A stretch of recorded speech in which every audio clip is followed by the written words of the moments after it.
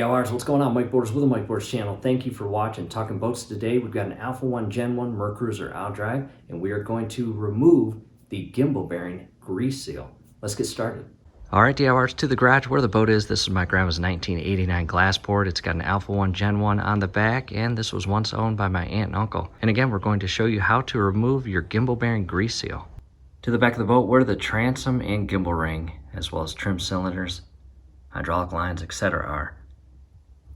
And coming inside, there is the cavity or insert where the gimbal bearing will seat into, and you can kind of see some scrapes from the previous gimbal bearing that came out of there that was seized and stuck to our yoke shaft on the upper unit. That was not fun. However, there's the grease seal, and as you can see, well greased, and that's a good thing. And if you look behind it, well, maybe a little bit of grease, but not much. Its sole purpose is to not allow any grease to get past that seal and inside the hull of your boat. That would create a mess, and that would not be fun. We do not actually have to remove this grease seal and replace it with a new one. We are transitioning to the newly designed sealed gimbal bearing, as shown here.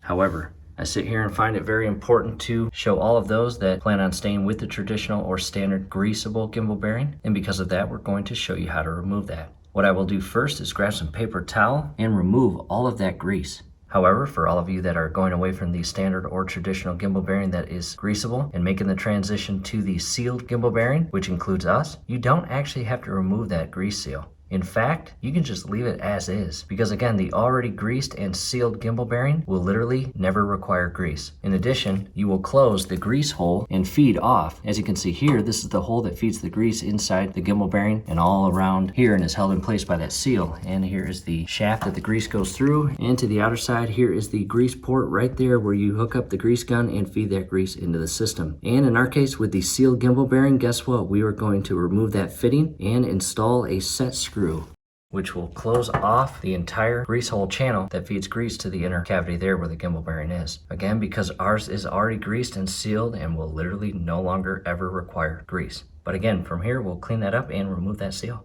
And really no easy way to do this. I mean, it's just a bunch of grease. And just carefully remove as much of it as you can without making a huge mess. And it comes out in clumps, as you can see here. Have a trash bag right next to you.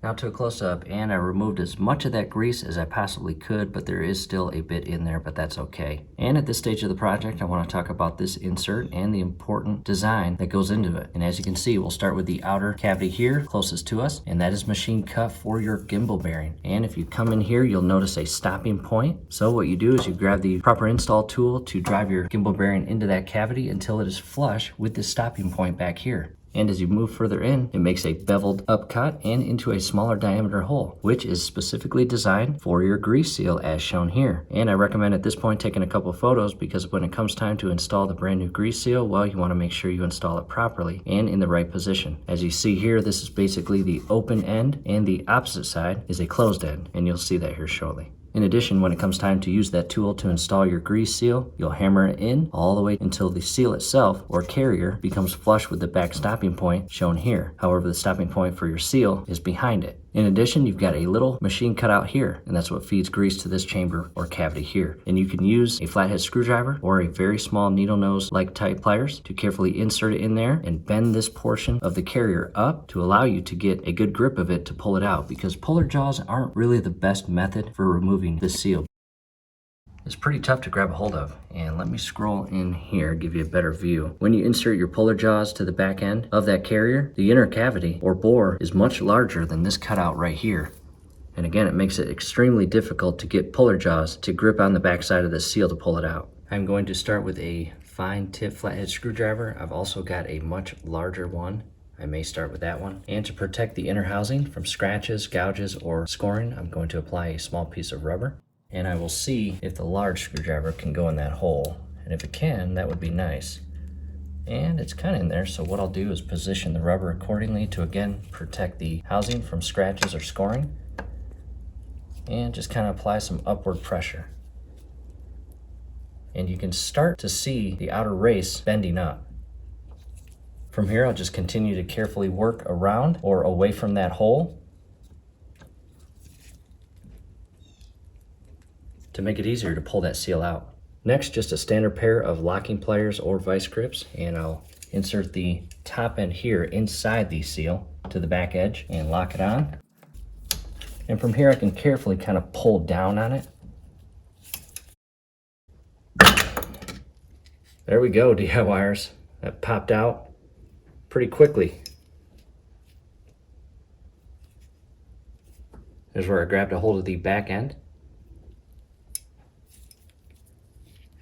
And that's it. So you'll notice I bent that portion up, and then I continued to attack that bent up portion of the seal by inserting the clamp as shown here. And that is how it was in. So I came in and just continued to pull up and wiggle it out. Coming inside to a closer look, and as you can see, there is the cavity or inner housing with the seal removed. And as I was talking about with the gimbal bearing, it has a stopping point, and then when you shift inward to the seal cavity, it also has a stopping point. So when it comes time to install the brand new seal, you use that tool to hammer it in until it's flush with that stopping point. And at that point, your seal is fully installed and secured in place. And DIYers, that is it. Hopefully this helps. Check that out. From here, do us a favor below the video. You will see that thumbs up icon. Click on that, like the video, subscribe to the channel. Definitely ring your YouTube bell. That would be very helpful to us. We would really appreciate it. Thanks again for watching. And scrolling above right now is a link to a video that shows us installing a brand new seal where that old one just came out of. And again, for no reason for us, because we're transitioning to the sealed gimbal bearing. However, as I always mention, us DIYers need to stick together. And because of that, I'm showing you this process, even though we don't need to do it. And a quick view of the inner housing or cavity, cleaned up of the grease. I didn't go too far in that hole. That's all I did. All right, DIYers, here we are at the Craftsman workstation to a close-up. And as you can see right here, locked in place by the vice grips or locking pliers, you can still see some grease on it. And let me position it how it was inside the boat. And I want to come to the very bottom. As you can see, we bent up the bottom portion of the outer carrier in order to basically break somewhat of the carrier's pressure on the inner housing. And after we bent that bottom portion up, we just grabbed these pliers and went inside, and there's not much on the backside to pull from. So DIYers, you can't really rely on puller jaws or a slide hammer to remove this seal. You got to get a little creative and unique. And again, as shown here, this is how we grabbed it and started wiggling it back and forth, and sooner or later, this thing popped out.